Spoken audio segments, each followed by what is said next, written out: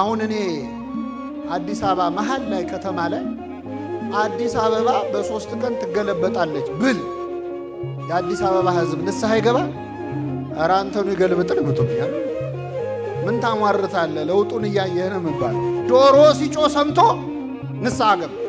እኛ ስንት ዶሮ ሲጮ ሰምተናል? በበለ ዶሮ የተባሉ ሰባኪያን ናቸው።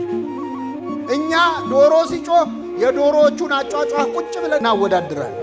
ካህናት ፊት ቀርባችሁ ተበቀሉት፣ ሰይጣንን አዋርዱት፣ የሰራባችሁን ሴራ ተናገሩ።